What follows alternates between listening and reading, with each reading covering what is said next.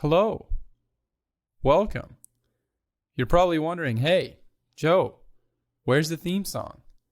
I love the theme song. The theme song is the favorite part of the show. The part of the show that you have nothing to do with is my favorite part of the show. Where's the theme song? Slow down, okay? Don't worry. The theme song's coming. But for right now, it's just me.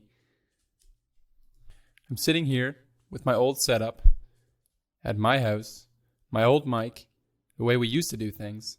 So sorry if the audio is not up to standard. I know we've had nothing but audio issues the last few weeks.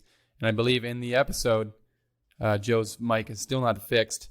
But we're going to try to do that for you guys. But this is not the show. This is the intro to the show. We recorded the show last week, Thursday, because Joe and I were both busy with other things during the weekend. And of course, during the weekend, there was an absolute flurry of news in the NFL.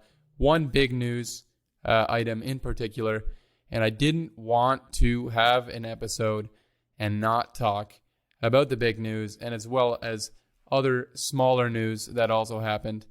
So you're going to get a little bit of a just Joe, just the host Joe here at the beginning of the podcast.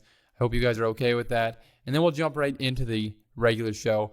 We're going to have a lot of great banter at the beginning, get into the news.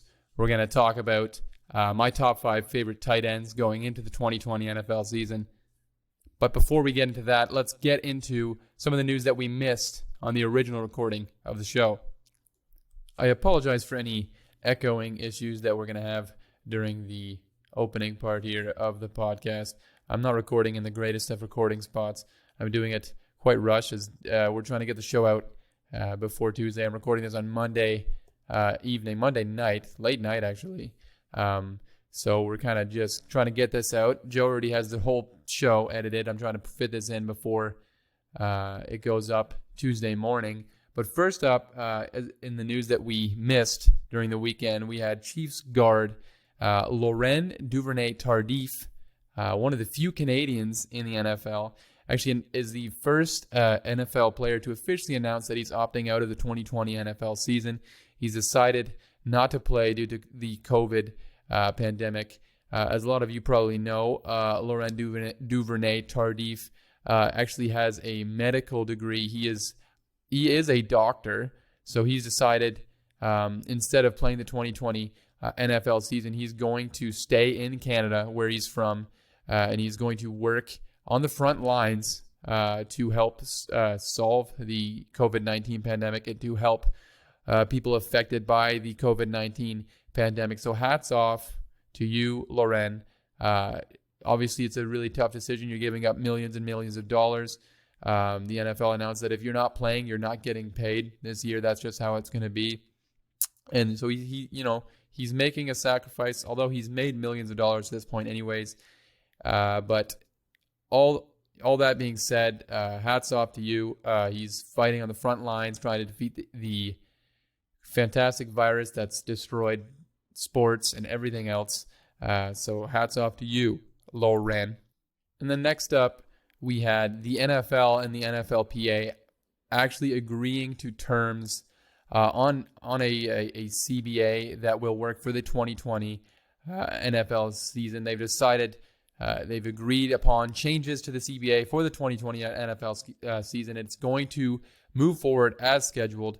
As we're recording this earlier in the day, teams did have players coming into their facilities, and training camp is expected to move forward as scheduled on July 28th, which will be the day that this podcast is uploaded.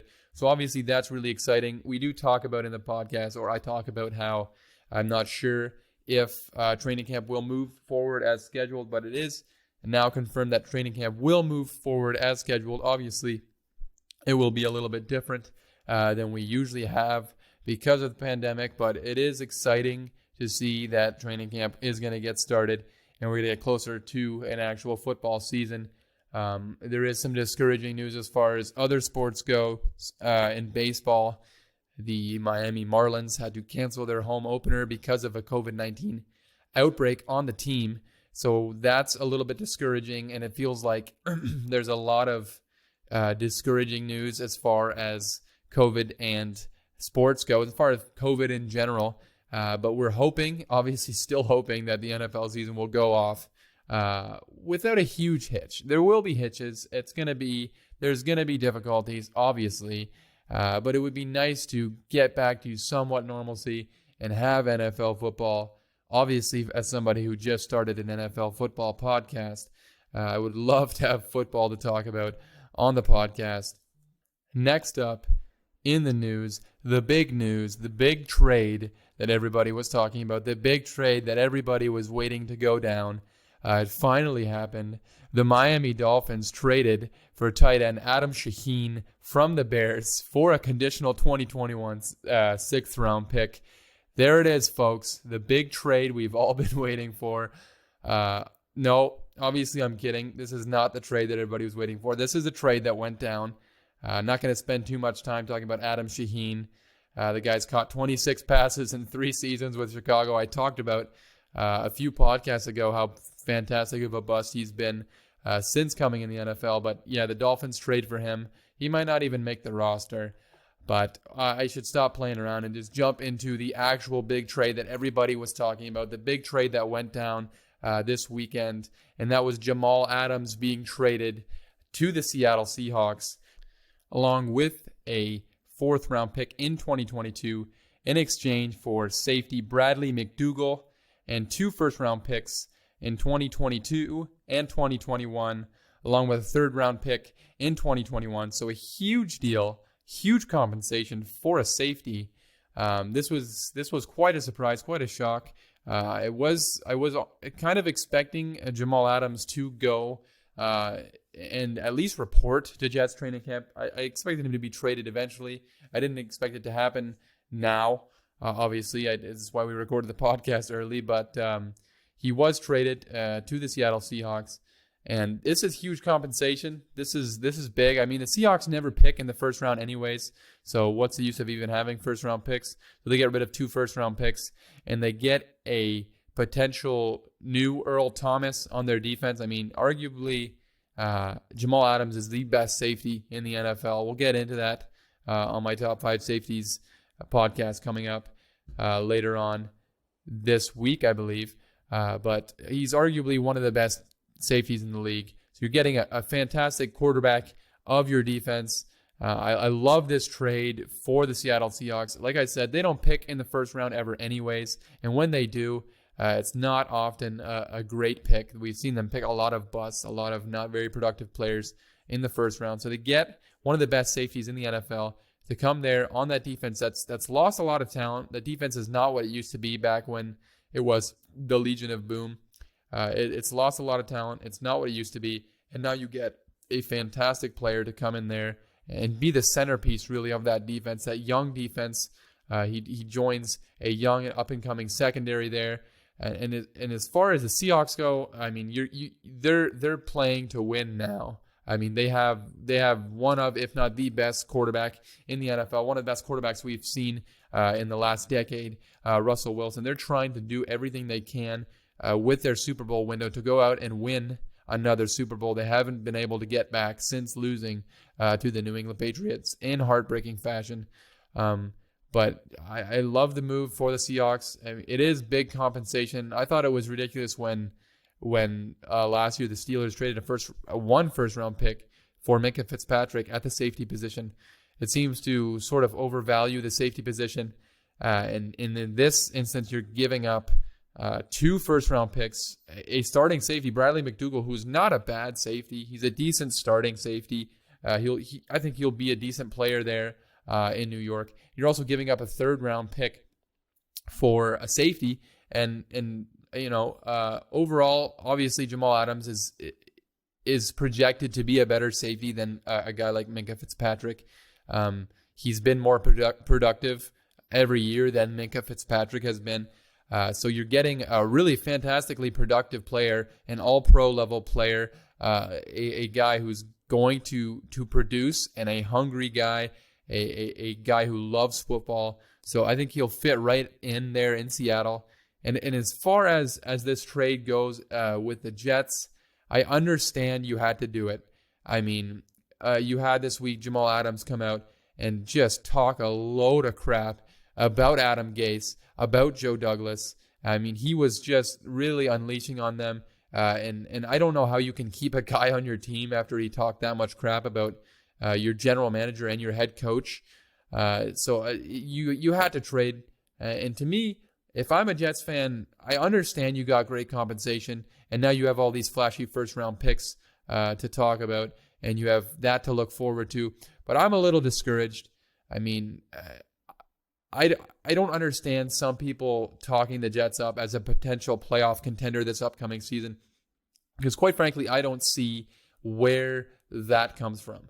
This roster is not talented. There's not enough talent on this roster for me to even consider them being a playoff team. I realize the AFC East is not a good division, and you could probably go 9-7 and win that division in this upcoming season. But their schedule this year for the Jets is not going to be as easy as it was last year. Last year, the AFC East had a cupcake schedule. You had a team like the Dolphins who was tanking. You had them win 6 games. You had the Jets win 7 games when they were not a 7-win team. They were not good enough to win 7 games. You had the Patriots winning double-digit wins when they were not a double-digit win team. I mean, they had a cupcake schedule this year. The AFC East has the hardest schedule out of any division in football this upcoming season. So to me, I don't see it with the Jets. I don't think they're going to be a playoff team. I don't think there's any chance. I try not to get too fired up or hating on a team, and that's not what I'm doing here. I'm being realistic. As far as the future goes, you can look forward to potentially building a team, but that's what this team is doing right now. They are a rebuilding team, and you cannot convince me otherwise. People want to hype up Sam Darnold and say he's going to carry this roster. He's gonna carry this roster to a playoff spot. He's gonna carry this roster to a division title.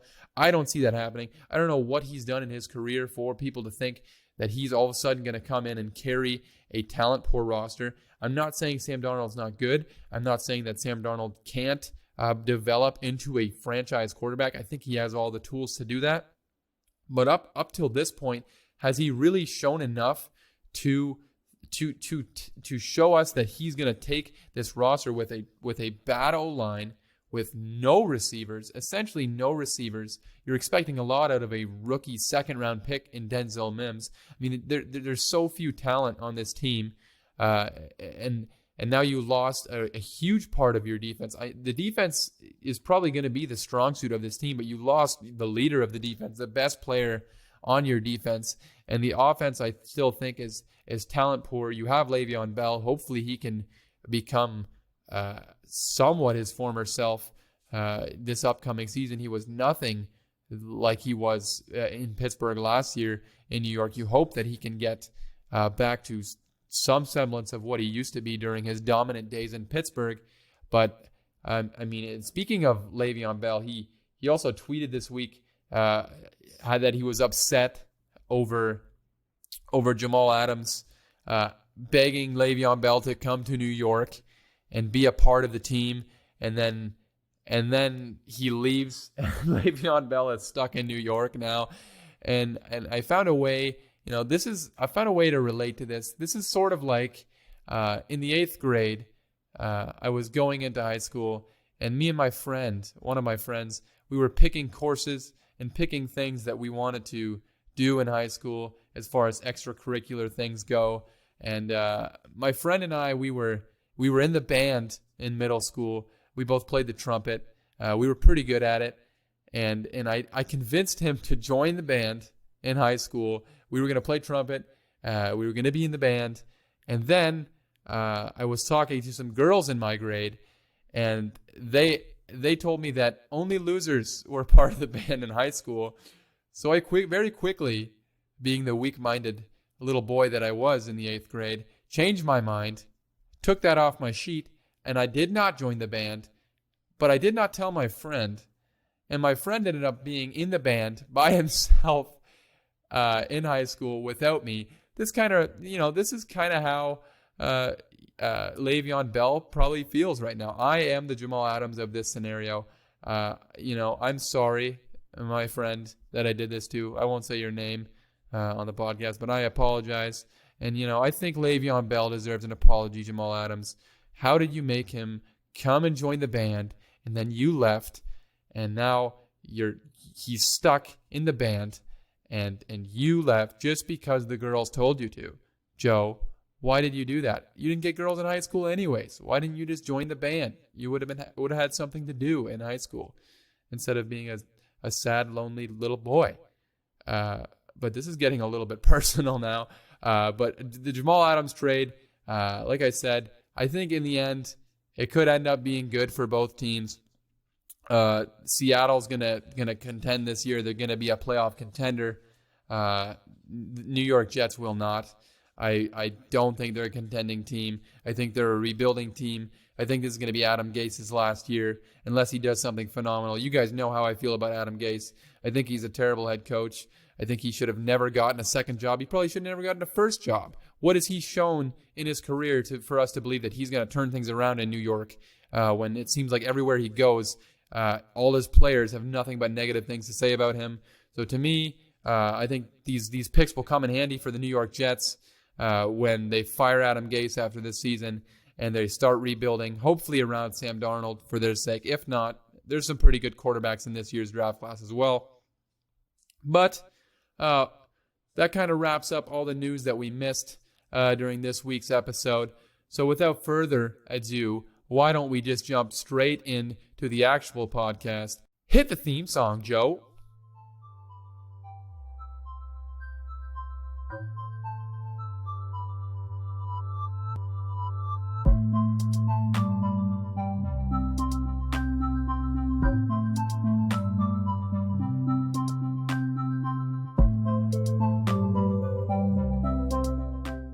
Hello and welcome to another episode of the Average Joe Football Show.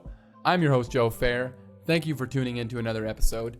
I'm here with my producer, Joe Thiessen. How's it going, Joe? It's going well today, Joe. Very good. We are up in this makeshift studio that we have here. We moved for like the millionth time to a different location to record our podcast. I think this one will stick. I think this is nice. This is really nice. We're sitting at an actual table this time with our laptops, and you have headphones on. Everything looks very, very professional. We still don't have mic stands, so that's still a thing. But and your laptop just made noise. So very unprofessional. Yeah, very unprofessional. But we're getting closer to at least acting like we're professional podcasters. But thank you very much for tuning in. Terrell Owens liked my tweet. Yeah, Terrell Owens liked my tweet. I'm tired of being humble. Who's that? Oh, good. Terrell Owens. Let me look him up. If you know anything about football, you know T.O. Terrell Owens. Yeah. He liked your tweet? He liked my tweet. I'm not going to tell you what tweet it is on the podcast because you got to look up my Twitter to find out. At Average Joe Show. Wow, look it up. The first thing that popped up. Don't say it though. Okay. T.O. liked it. He didn't retweet it, so still striving towards something. I have 2 followers and I'm following 2 people on Twitter. Ooh, you almost have as much as followers as I have. Yeah. But listen, Terrell Owens, Hall of Fame wide receiver, 1.4 million followers. Wow. On Twitter. Yeah. He's listening to your show. Right this one, the one that we're recording right now, he's listening to it. He's actually here with us on our Facebook call. T.O., how's it going, man? No, T.O. is not here. Sorry to break it to you, but he did like my tweet. That part's not a lie. Does it make me a big celebrity? Yes. That's okay. Joe, you found it. It's a real thing. Terrell Owens liked my tweet. I've been tweeting fire lately. Please follow me. please follow me on Twitter, on Instagram, _Average Joe Show. I promise I won't let you down. Follow me, and if you're listening to this on whatever podcast site you're listening to it, hit that subscribe button. Smash that like button. Hit that subscribe button. Don't forget to rate and review. Ratings mean a lot. Downloads mean a lot. Please download the podcast. I would appreciate it so much. For those of you that continue to listen to this week in and week out, I appreciate you. I really do. And this week I've been really thinking about social media and how much I'm very, very bad with social. Like, for the most part, I don't like social media. I'm also not a person that's like, oh, I'm deleting all my social media. And, you know, I'm not one of those guys. But I'm just bad at social media, you know. And it's probably something that I wouldn't be concerned about if I didn't have a podcast that I'm trying to grow, you know. But now it's like I kind of have to use it because it's the most important tool to growing a podcast. And that's the thing. Like, if you're planning on starting something one day and planning on starting a business or whatever, you have to have some kind of social media presence prior to that, you know. So it's kind of and I scrapped that whole idea when I started this pod. I don't have any social media following, really, you know, and I just started this thing. So it's 200, and that number very much goes down and goes up day by day. You know, I think people are messing with me. I know you've messed with me a few times on that. Yeah, I did. Yeah, I had a total of 200 followers on Instagram when I started this podcast. Still have that many, around that many. Who knows how many Facebook friends I have? Didn't go on Facebook for months until I started this podcast. Back on that. That's a toxic website. Holy smokes. Facebook is the worst. Facebook is the worst. Oh my goodness gracious, it's the worst. Everything you read on Facebook is real news. Oh, absolutely real news. It's all terrible. Any picture you see that's terribly cropped out and like they didn't crop out the way it should have been, absolutely real. Yes. Absolutely real. The only fake news is anything not on Facebook. The only fake news is Fox News. Fox News. I'm sure a lot of people on Facebook would love Fox News. I have no idea. Shout goes out to you, all my families. No, but you know, I love my family, and they do a good job spreading my podcast around, and I appreciate that. But as far as social media goes, I'm trying my best to be social media savvy. I asked my wife for a lot of advice. She's constantly telling me hashtag, use these hashtags. You got to post, you got to get in there, like other people's stuff. Mess with the algorithm. She's like, hey, you got to comment on other people's podcasts. You got to support other people's podcasts. You got to do all that stuff. And I'm like, you know, that's all great. And I can't wait until the day when I have enough followers and this day will come. This is not a matter of if, this is a matter of when, you know, or else why are we even doing this? You know, exactly. I can't wait till I have enough followers to no longer use hashtags. You know what I'm saying? There's nothing cooler to me than a nice, neat tweet with no hashtags. You know, a lot of people do is they put their hashtags in the comments. Oh, see? Learning something new. Yeah. Again. So then everything looks nice and you can look in the comments. Gosh, that's so smart. People do that on Instagram all the time. Yeah. I never see that. Idiot. Unbelievable. That's such a good idea.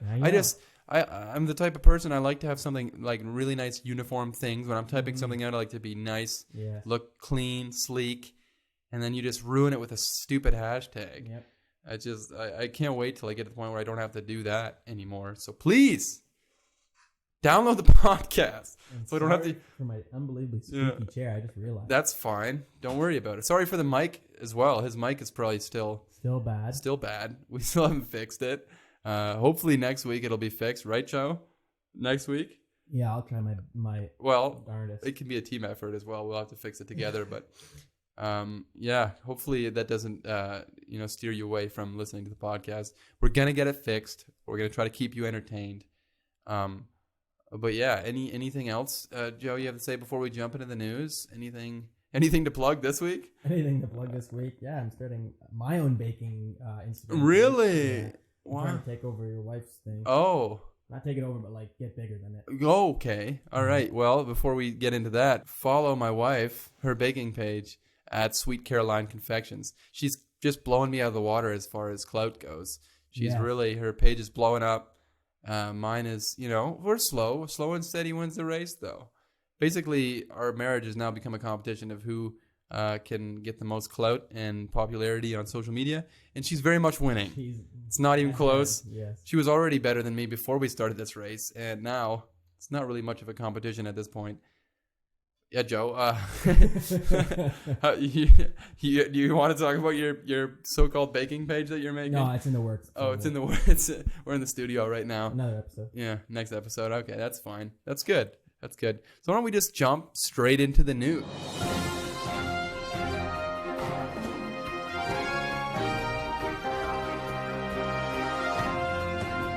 All right, first up in the news, we have more COVID-19 updates. Hit that air horn, Joe. Woo! You love updating you on COVID. Just so great. It's nothing but discouraging news every time. First up, we have the preseason being completely canceled now. At first, they just canceled the Hall of Fame game. And then they canceled half the preseason. And then it looked like there was going to be one preseason game. And now there's going to be no preseason games. And for, the casual viewer, this might be a good thing. You're thinking, okay, no pointless games, no games where, the score doesn't matter. And, that makes sense. For viewership purposes, not having a preseason, great. You don't have to watch games that don't matter. The great thing about the NFL is that there's only 16 games, and every game means a lot. You only have 16 games. It's not an 82-game season like in the NBA. It's not a 160 something games in the MLB. Don't even get me started on that. The games in the NFL matter, and why would we have games that don't matter in the NFL? And that makes sense from, like I said, from a casual viewing standpoint. But as far as the actual players playing, this hinders guys on the bottom of the roster, undrafted guys who are trying to make the team. The preseason is the time for them to shine. I mean, we've seen people throughout the NFL's history make a name for themselves in the preseason. Off the top of my head, I can remember Victor Cruz of the New York Giants had a huge preseason back. It's probably close to a decade ago. Holy smokes! But he had an incredible preseason that turned into a very good, a very respectable NFL career, and that was something that happened in the preseason. And that the fact that we're not going to have a preseason takes away from guys like that. And they're also making the training camp rosters they're cutting it down to 80 people instead of the regular number, which I believe is in the 90s. You should probably know that number before I come on the podcast, but I forgot to write it down. So they're cutting down the size of the rosters as well. And like I said, for veteran teams, for veteran players, for a team like the Kansas City Chiefs, this doesn't affect them very much. They're Super Bowl champs. They're bringing back most of their roster. Most of the starters are coming back. You have a veteran team, but for teams like the Miami Dolphins, teams like the Cincinnati Bengals, teams that are young players, and they have a ton of draft picks, a ton of new free agents coming in. They don't have that time to sort of meld, to sort of build that chemistry and just learn the playbook, learn how to play with each other. And that's why I think as far as the Dolphins go, I don't think we'll see Tua Tagovailoa very early in the season unless he absolutely does something spectacular during training camp, which we're not even sure when training camp is happening at this point. Unless he does something absolutely spectacular and blows the Dolphins coaching staff out of the water, he's probably not going to start early. It'll probably be later in the season, if not next season. And for a guy like Joe Burrow, the rookie quarterback there in Cincinnati, it's going to be harder for him to come in and make an instant impact. I know he's been basically reading the Bengals playbook since before he was drafted, but not having a preseason, not potentially having a full training camp, like I said, we don't know what's going on with training camp at this point. That's going to hinder young teams like that. And as far as the training camp thing goes and the uncertainty, the players this week came out on Twitter and on social medias and kind of called out the NFL. There was many players, including J.J. Watt and big name players like that, calling out the NFL. And Russell Wilson said something on Twitter as well, basically saying, hey, we don't even know what's going on right now. The NFL has been not very transparent whatsoever about what's going to happen during the season with the COVID pandemic. They've kept the players pretty much in the dark, which is probably not a good thing to do with an epidemic. Pandemic? Epidemic? Which one is it? Pandemic? Okay. Is it pandemic? Which one's worse? Yeah, I want to confirm that it's a pandemic. Pandemic? An epidemic is... I should know this by now. It's been months that we're in this pandemic. Because it was an epidemic at first, and then it was an... To me, here's... An epidemic is a disease that affects a large number of people within a community, population, or region. A pandemic is an epidemic that spreads over multiple countries or continents. Okay. An endemic is something that belongs to a particular people or country. Oh, okay. And you think I would know that over months of the coronavirus, but to me, epidemic sounds like an epic pandemic. So shouldn't that be, that's kind of where I'm coming from with that. Anyways, basically the players are mad because the NFL is not being transparent about the pandemic. And that's totally understandable. If imagine going into work and you have no clue what's really going on, like how is my company going to protect me from this pandemic? How am I going to be protected? How's my family going to be protected? I mean, these guys are traveling all over the country. And, Joe and I were talking about it before the podcast. It's really, really not looking good for the season. At this point, I would not be shocked if the NFL season is delayed or even canceled at this point. Maybe pushed back a few months. As much as it sucks to say, I wouldn't be shocked. It seems like things are just trending in a bad direction. We're just canceling more and more and more things. And it's not fun. It's not encouraging. But Terrell Owens liked my tweet on Twitter, so and that's all that. And matters. That's all that really matters. T.O., thank you for that. T.O. It's people like him that are keeping the world go around. That's true. What team does he play for? Keeping the spirits up. Well, he doesn't play anymore. He's retired. Okay. Yeah, he retired. He's in the Hall of Fame now. He played for. This would be a good trivia question. Name all the teams he played for. So he played for the 49ers. Played for the Cowboys, played for the Bills, played for the Bengals, and for the Eagles. I believe that's all of them. 5. I know he was during the preseason. He was on the Seahawks, I think, at one point. I don't think he ever played a game there. I think I got all the teams. Yeah, he played for a lot of teams. Impressive. He was like a big diva wide receiver, but one of the best wide receivers ever. But obviously, if you're a football fan, you're listening to the podcast, you already know that.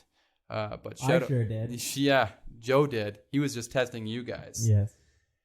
Also, back to the pandemic. 59 players, it was confirmed this week, have been diagnosed positive with the coronavirus. 59 players. It was originally reported as 95 players. And then Is that just a typo? That's what I was thinking. Literally. It's this. Apparently, it was not a typo. Apparently, right. that's what I'm saying. Yeah, that's what I'm saying. I think they were embarrassed. It was a typo, or somebody read it wrong. Give me a break. Someone slipped up and just doesn't want to come forward and admit it. Give me a break. That's okay. We're human. Yeah. Okay. They tried to backtrack. They're like, "Oh no, we accidentally included trainers and coaches." And right. Okay, just own it. I mean, if it was a typo and you want to cover it up, make the number different. Even if you have to lie about how many players have been diagnosed with COVID, just say, hey, 60 of them were diagnosed, and that way nobody's going to question it. But now it goes from 95 to 59. Yeah. Come on. Oops. Who are you trying to fool here? Give me a break. Don't piss on my back and tell me it's raining. Very good. Yes, that's exactly what I'm talking about. I don't know if that fits here. I love that saying. That is great. Absolutely, NFL. Don't piss on my back and tell me it's raining. Don't tell me that wasn't a typo. Yeah. Don't tell me you didn't have somebody with dyslexia read that and type it into the computer. Something I would do.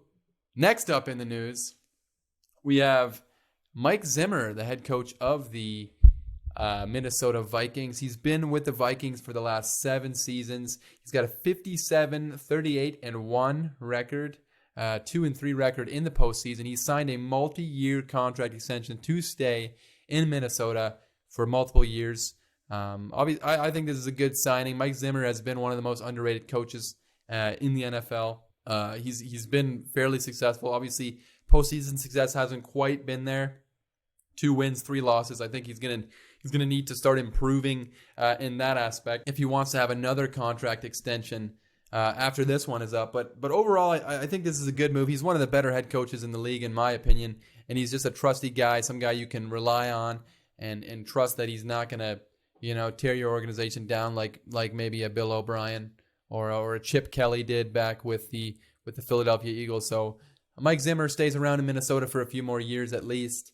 And hopefully Minnesota can be better than people. I think people are kind of low on Minnesota right now in sleeping on them. I think they still could be a good team. They still have a veteran team with great chemistry. I still like Kirk Cousins, even though a lot of people don't. I think they could be good this year, and they'll have Mike Zimmer leading them into this season. Next up in the news, we have Antonio Brown back up in the news. And I think I've decided until Antonio Brown signs with the team, this is going to be the last time I talk about him. I didn't have to talk about him today, so I guess I'm doing it to myself. But the guy this week apparently, so he posts some things on Twitter basically saying that he's retiring. He never said those words. Let me find the tweets. So the tweets are, first tweet he sends out is it says, is it time to walk away? No question mark. He just goes straight into the next part here.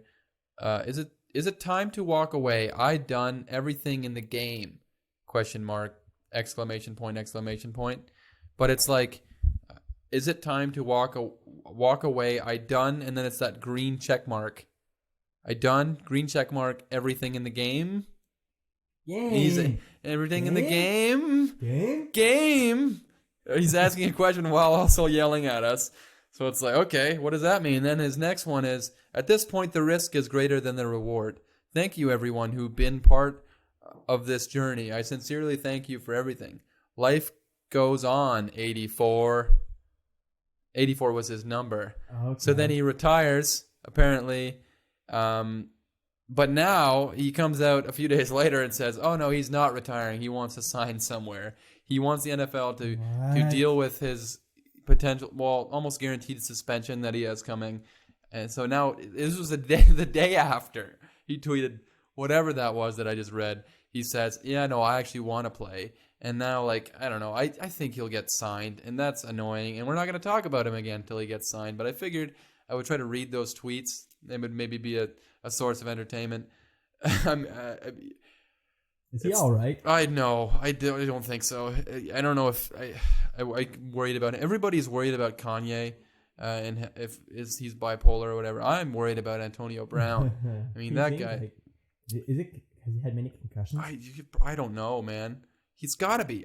And it's just the way he talks is just, it's insane. I mean, go back and watch Hard Knocks. That was that was with the Raiders last year when all this crap was going on, and just him talking, it's like, what is going on with this guy? In his what could possibly be going on in his brain? And the way he tweets and he talks, and it's like, I get how good he is. He's one of the best receivers we've ever seen in football ever. He's so incredibly talented. But is it really worth bringing that guy onto your team when he's essentially a ticking time bomb? Not even really a ticking time bomb. He's always exploding all the time. He's a constant explosion of everything, of emotions. So, Antonio Brown retires, then unretires. What to make of it? It's like when in The Office when Michael Scott says, I declare bankruptcy. Yeah, he's just screaming. Yeah, he's just that's great. That's a good comparison. I like that. Yeah. So, yeah. Antonio Brown does his best Michael Scott impression, declaring he retires, but then he doesn't actually retire. Finally, in the news, we have the Washington football franchise this week. We've been waiting and waiting and waiting. I've especially been waiting because I'm doing a power ranking series on my Instagram where I go through and I rank every team before the season from 32 to 1. And spoiler alert, I'm at 30. I'm 2 teams in. And I was waiting patiently for Washington to reveal their new team name and their new team logo so I could post about it already. And this week they came out and said they haven't really decided yet. And they're not going to decide before the season. I don't know what they've been doing this whole time. They're not going to decide on a name. They're not going to change their name prior to the season. But instead this season they're going to be known as the Washington football team. Woo! Yes, the Washington football team. That's hilarious. That's great. I mean, points for originality. They're basically just going to use the same uniforms. They're going to take away the logo and put the number on the side of the helmet, which I'm in big favor of. Love the number on the helmet. They're now only the second team to have their numbers on their helmet. Really cool. But, maybe I saw a tweet from Greg Rosenthal, who's part of the Around the NFL podcast, and he tweeted something about basically saying that he feels like fans are going to all of a sudden get attached to this team name, the Washington football team, and they're not going to change it. And that could happen. Maybe it's something unique for sure. I mean, there's no other team in the NFL that doesn't have a mascot or doesn't have like a team name. It's just the Washington football team. Just their logo should just be a football. Yeah. Yeah. Just the old pigskin. Yeah. Just the old pigskin. This is something that they do in soccer, right? That's what FC stands for. So if you have a team called like the Toronto FC, that just means Toronto Football Club. Yeah. Yeah.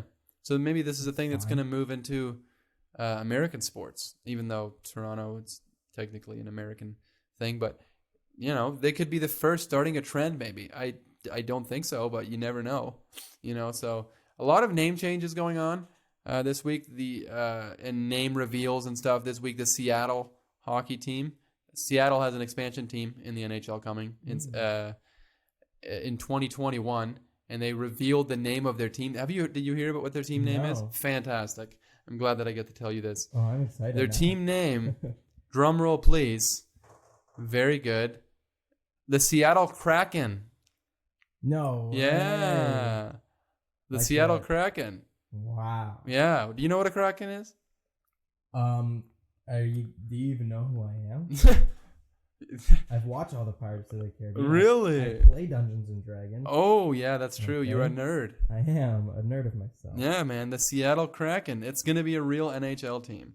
That's my new favorite team. Really? Hands down. Dude. I love that name. I was not on board with it immediately. I love it. I hated it. I was like, oh, I hate that name. I heard for a while that could potentially be the name. I was like, there's no way they're going to name their team that. But they did. And I was like, oh, that sucks. But I'm kind of on board. Their logo is dope. Their uniforms are dope. I mean, and I like Seattle as an idea. I like what they got going on there in Seattle. So I think I might have to cop a jersey. We might have to become Seattle Kraken fans. We should get like a jersey to hang in our studio. Yes. A little Seattle Kraken jersey. That'd be incredible.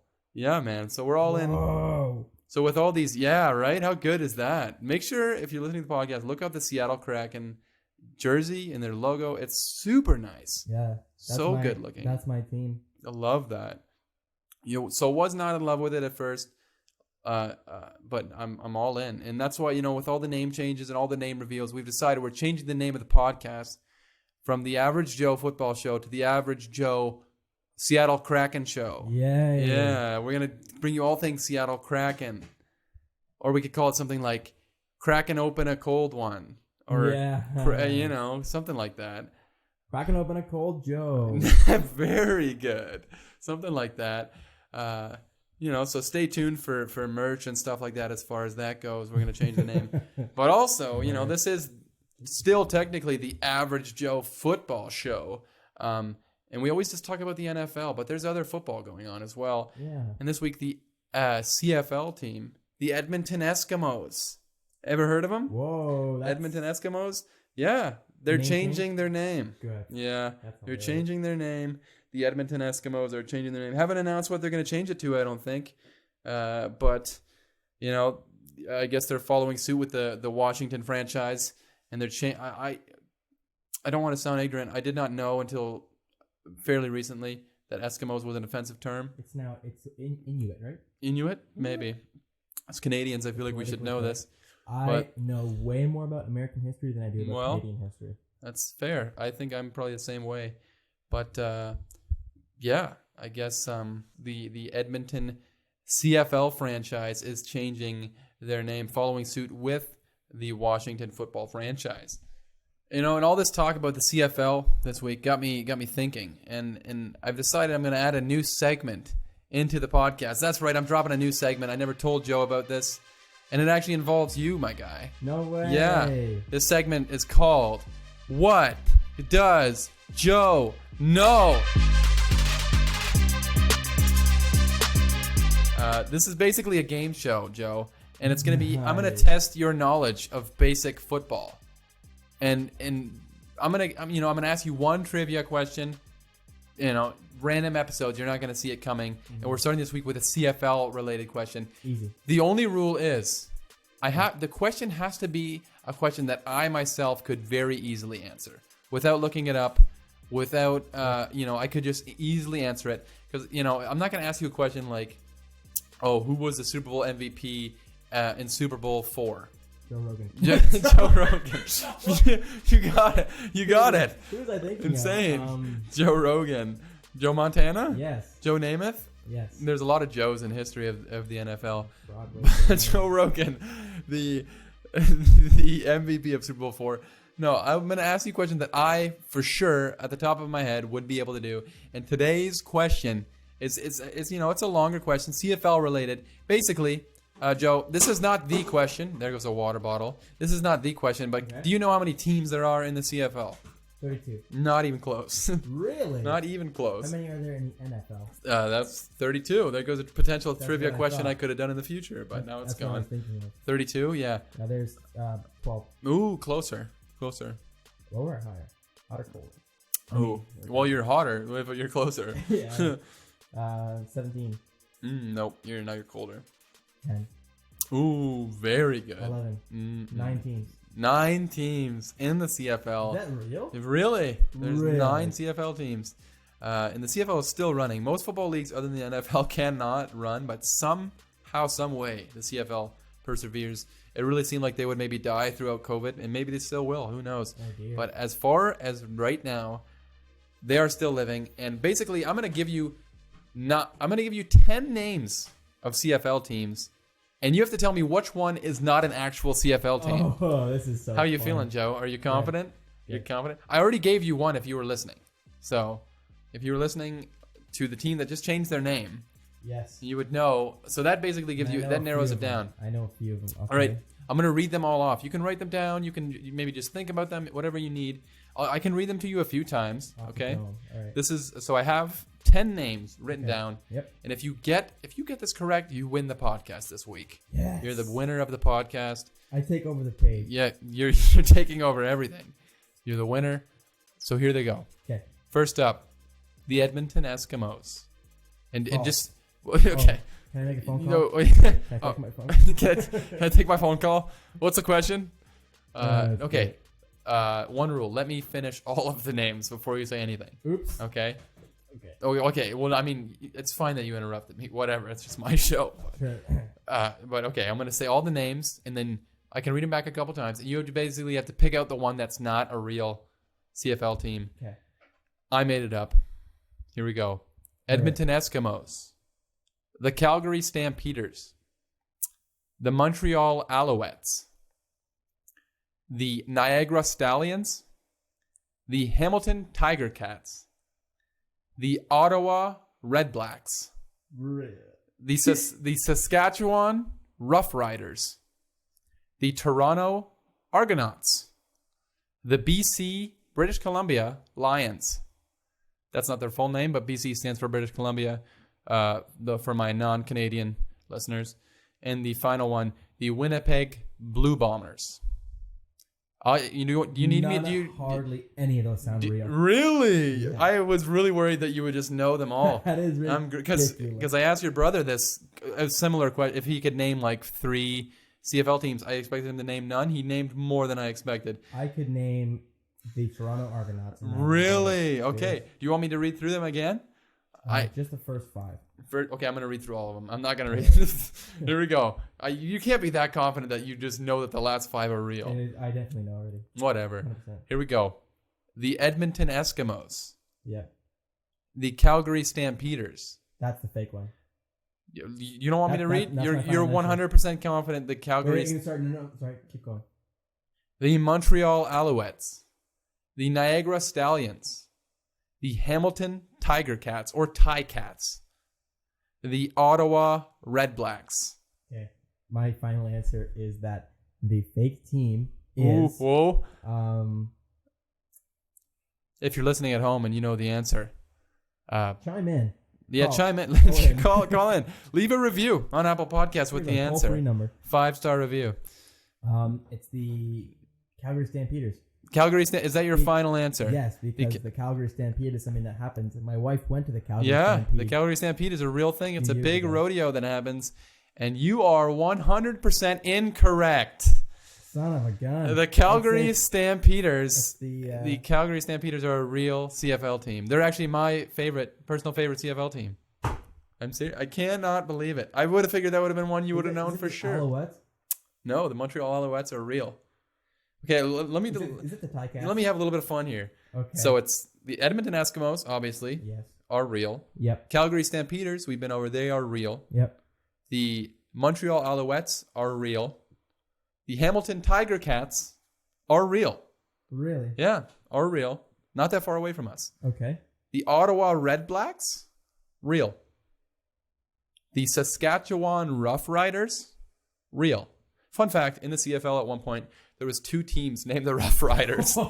Yeah. The Saskatchewan Rough Riders and the Ottawa Rough Riders at one point. Here we go. The Toronto Argonauts. Imagine if that was the fake one, even though that's the one that you knew. The only one I knew. They're real.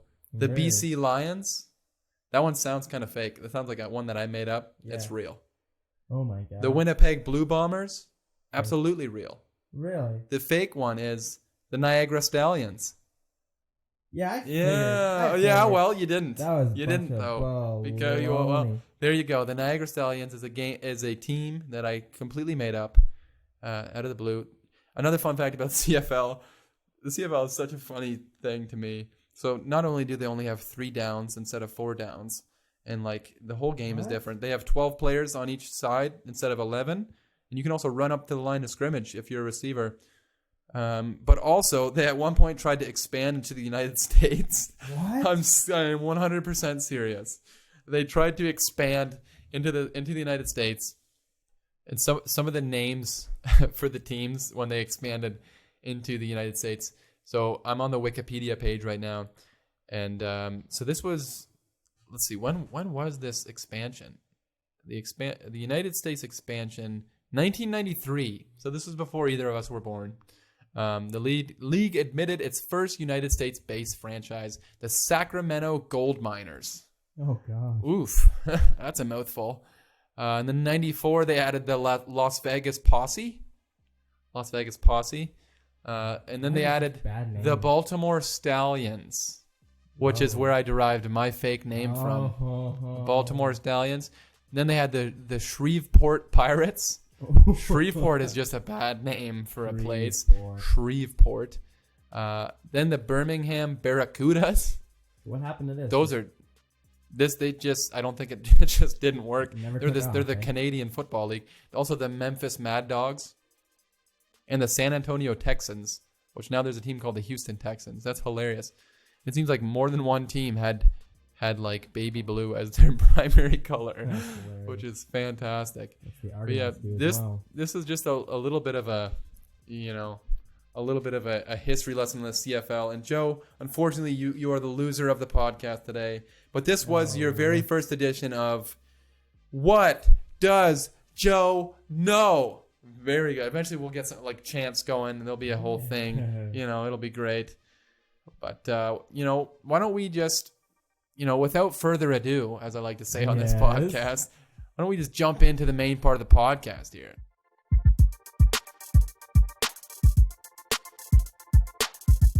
All right, jumping right into the next installment of my top 5 series. I'm realizing now I didn't say it at any point in this podcast before this point that I'm continuing the top 5 series. And today we're going over the top 5 tight ends in the NFL. The top 5 tight ends in the NFL. Why don't we just jump straight into number 5? Coming in at number 5, we have Zach Ertz with the Philadelphia Eagles. He's 29 years old. He's spent, I believe, 7 years in the NFL now. He's been consistent every single year. Last year he was a Pro Bowler. He's a multiple-time Pro Bowler, 3-time Pro Bowler, Super Bowl champion. His stats last year, he had 88 receptions, which was 3rd best among tight ends, 916 yards receiving, which was 4th best among tight ends. And he had 6 receiving touchdowns, which was tied for 4th best. He had 10.4 yards per catch. And to me, this guy, the reason I have Zach Ertz on the list is he's Mr. Consistency. He's not going to blow you out of the water. He's a guy who's just going to be consistent every single year. I mean, he's got 800 plus receiving yards in 5 straight seasons, which is incredible for a tight end. It's so efficient for the tight end position. And he's just year in and year out, he's not flashy, but he gets the job done. He has tremendous chemistry with Carson Wentz, the quarterback there in Philadelphia. Since Carson Wentz has come into the NFL, Zach Ertz has had his best seasons. Last year, he had 1,000 yards receiving and 116 receptions with 8 touchdowns, which is by far the best season he's had in his career. And I don't see this guy slowing down. I know he's getting a little bit older. He's getting into his 30s almost. But to me, he's a guy who is consistent. He will continue to be consistent. He's a big part of that offense. He's really the number one target on that offense. And he's really a change of pace guy on that offense because that offense is mostly full of small, speedy receivers. And, to have a tight end like that, an elite level tight end, come in there and change up the pace when you have guys streaking down the field constantly, and then you hit the defense with a shorter route to Zach Ertz, and you can completely blow up a drive with having Zach Ertz, blow off a huge reception. So for me, Zach Ertz makes it in my top 5. I think that he's very much deserving of it. He continues to get slept on by a lot of people, but I'm not sleeping on him. But you know who is sleeping on him? His wife, I was going somewhere with this. I'm trying to give a fun fact for every single one of these players. His wife, who is sleeping on him, I assume, is Julie Johnston. Now she's Julie Ertz, but she's actually a soccer player, a professional soccer player. That would be so cool. Power couple. Power absolutely. Power couple. Imagine having 2 people in a marriage, professional athletes. Wow. And I've never had a single person I know even sniff a professional athletic league. It's kind of like ever. Serena Williams being married to the guy who owns Reddit. Yeah, it's another powered. Yeah. Like, imagine what their kid is going to be like. Couple. Wow, athletically, goodness gracious. But that's Zach Ertz, my number 5 tight end for the 2020 NFL season.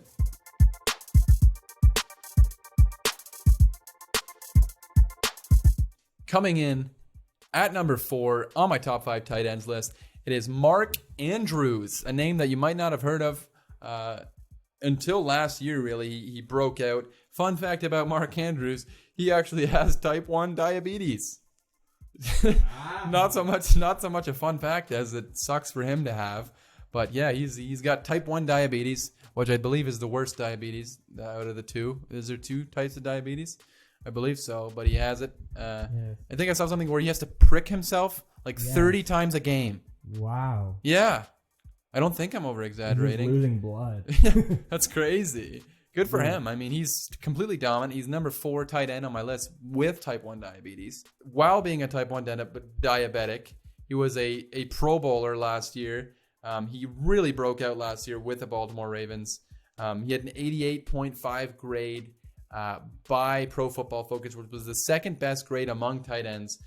He had 64 receptions, so a little bit less than Zach Ertz, which it was good enough for 7th among tight ends. He had 852 yards receiving, which was 5th best for tight ends. He had 10 touchdowns receiving, which was the best for all tight ends in the NFL. I mean, a guy who really came out of nowhere and had a dominant season last year with the Baltimore Ravens was the number 1 receiver on that Baltimore Ravens offense that was so dominant during the regular season with Lamar Jackson. He also had 13.3 yards per catch last year, which was number 1 among tight ends with a minimum of 50 receptions. Mark Andrews, to me, I really like the potential with this guy. He's a young player with tons of potential. He's in a tight end friendly offense with Lamar Jackson, who maybe is not refined as a thrower as much as he maybe will be in the future of his career. But right now, he can be sort of that safety blanket for a Lamar Jackson and continue to really rack up receptions and be a huge part of that offense. He's a big time slot receiver. He's a glorified big slot receiver. He takes most of his snaps from the slot at the tight end position. We saw Hayden Hurst this offseason get shipped off to Atlanta, so that's going to give him more opportunities to get receptions as you have some of his competition there at the tight end position moving out. And to me, he's just a great overall all-around player. He's tremendous receiving the ball, and he's really a really good blocker. He's got an 87.8 receiving grade, which is fourth best in the NFL, while also having a 66.5 blocking grade at the tight end position, which is number 12 among tight ends. So he's just really, really solid at everything that he does. And I expect him to get a lot better during the 2021 NFL season. And I think in an offense where, you might have a plethora of receivers, they have some talent. Marquise Brown has a lot of potential. I really like what he could do if he can stay healthy. But I think, a team lacking quite a bit of receiver talent could really use a guy like Mark Andrews. And I think he's going to have another big-time year, another Pro Bowl, potentially an All-Pro year coming up. And that's why I have him ranked as my number 4 tight end for the 2020 NFL season.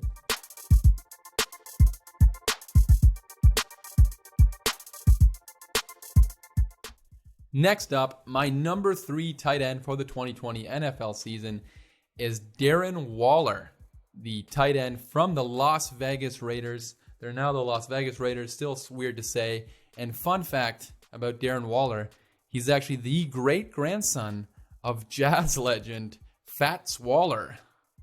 Yes, Fats Waller.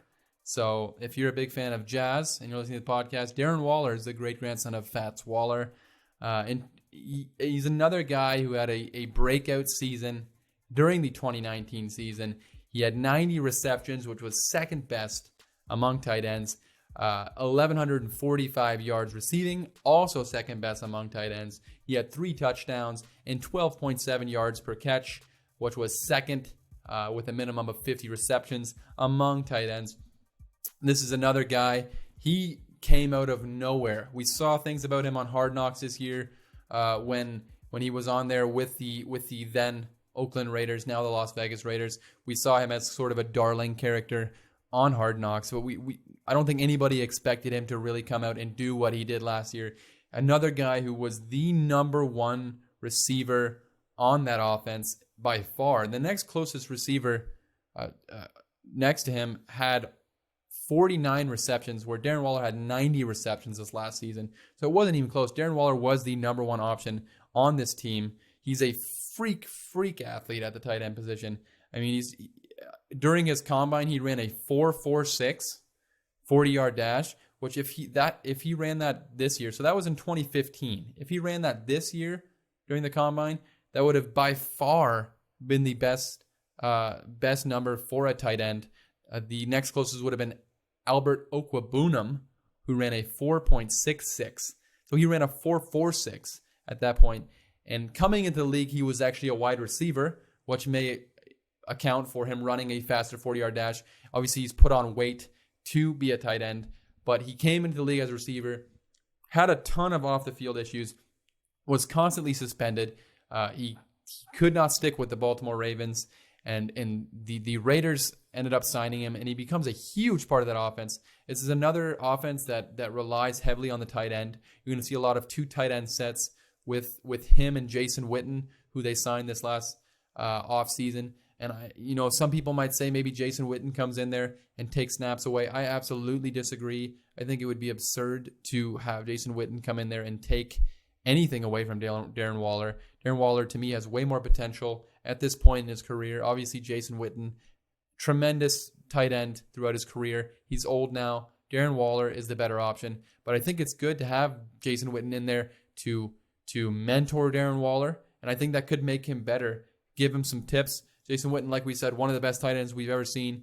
Maybe he can come in there and be a mentor and make Darren Waller even better. And we saw during the draft, the Las Vegas Raiders go out and grab Henry Ruggs III in the first round of the draft. And some people might say that could also take away from his production this upcoming season. But I would like to disagree with that, because when you have a guy like Henry Ruggs, a guy who can stretch the field, probably one of the fastest players in the NFL, that makes things easier on a guy like Darren Waller, where you might have him last year being the number 1 option as far as receiving goes on this team. Now you have somebody who's able to stretch the field, to sort of bring a safety over to help on him, and that's less safety help on the tight end position, which could mean more production for Darren Waller, and I'm really excited for the future of Darren Waller in this offense and in the NFL. Obviously, a few episodes ago, I had him as one of my stars, one of my sleeper stars this upcoming year, somebody that could go from being a star to a superstar, and I think he has that ability and he has that potential this upcoming season.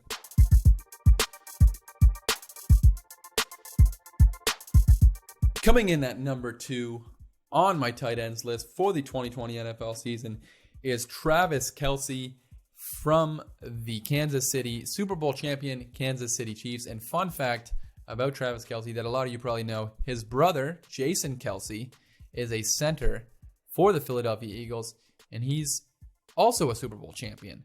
And yet, still, I don't know a single person that's even come close to being in the NFL, and these people just have their families in the NFL with them.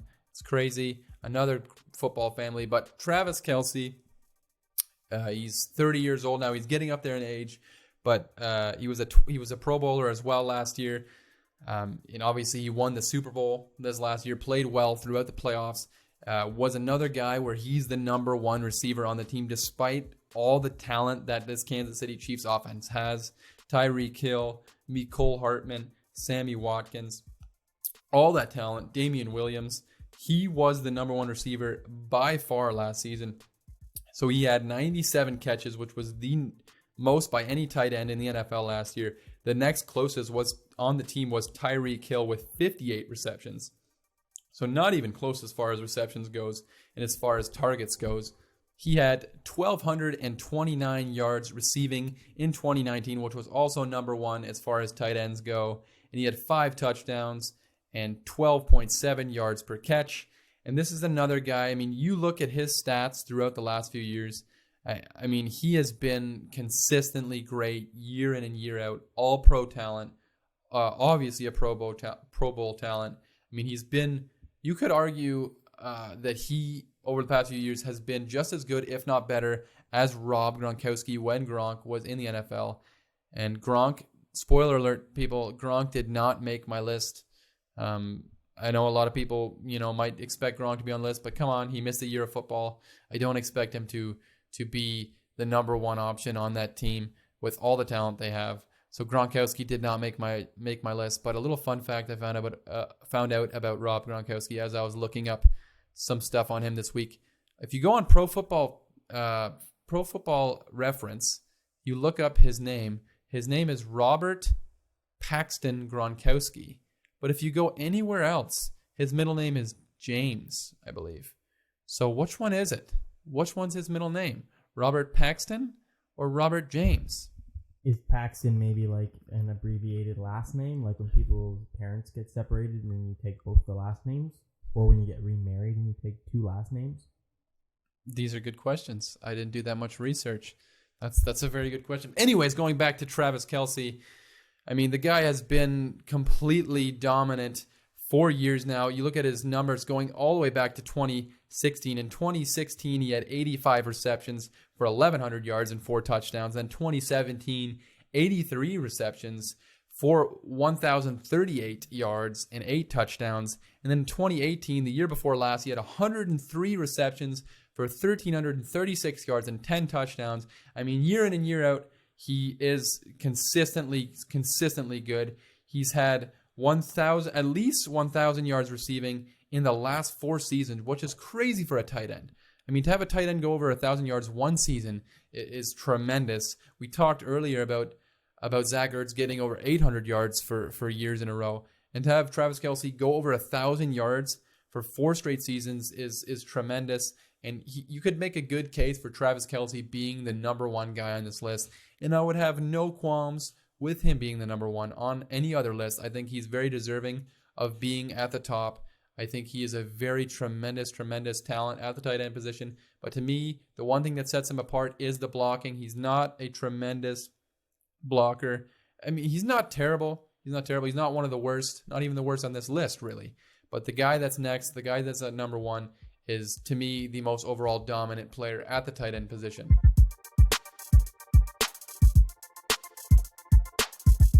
Coming in at number 1, and to me, this was no question, My number one tight end going into the 2020 NFL season is George Kittle, the tight end for the Super Bowl runner-up San Francisco 49ers. Crazy, my top two tight ends played against each other in the Super Bowl this year.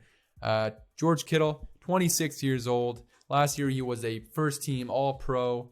He was a 2019 Pro Bowler. He was the number one ranked tight end by Pro Football Focus with a 94.4 overall grade.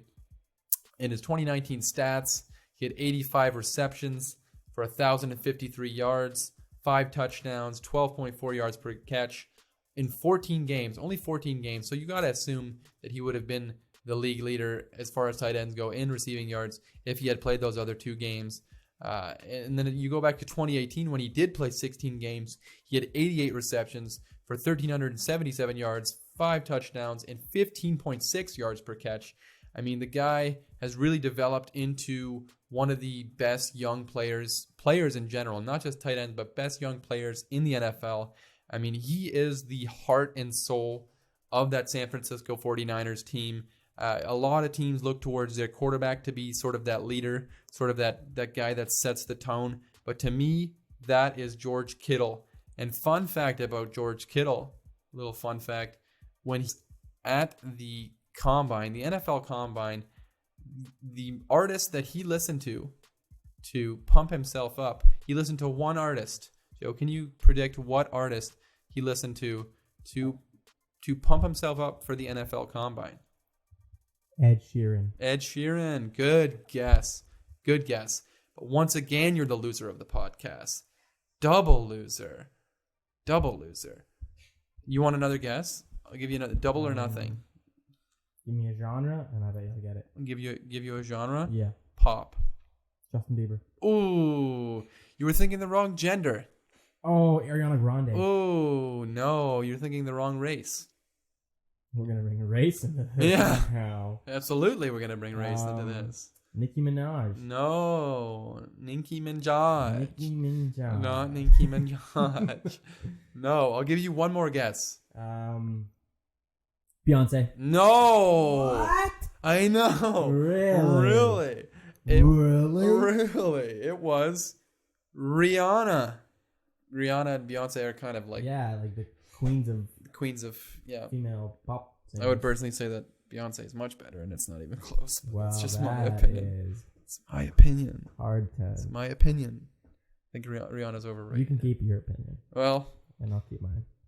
Also, Taylor Swift is overrated. I've always said that, and I'll continue to say that. Yep. Don't understand Taylor Swift. Yep. It's not even a thing where it's like, oh, you're a dude and you listen to Taylor Swift. No, you can be a dude and listen to girl singers. That's fine. But Taylor Swift is not good. She doesn't make good music. Well, listen to Beyonce or something. Beyonce is tremendous. Taylor Swift makes pop music that's bad.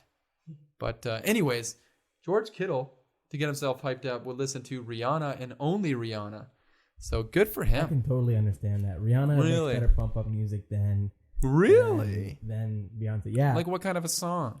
B Word Better Have My Money. Oh, B Word Better Have My Money. Yes. Very good. That's a good song. I was thinking of Rude Boy. No. Rude Boy for a potential pump up song. I'm trying to think of any other Rihanna song. I don't. Was that one with Eminem? Set this house on fire. No. What? Is that what it is? I'm friends with the monster inside. Oh, no, but this is a different one. It's like the one where it's like, gonna stand there and watch me burn.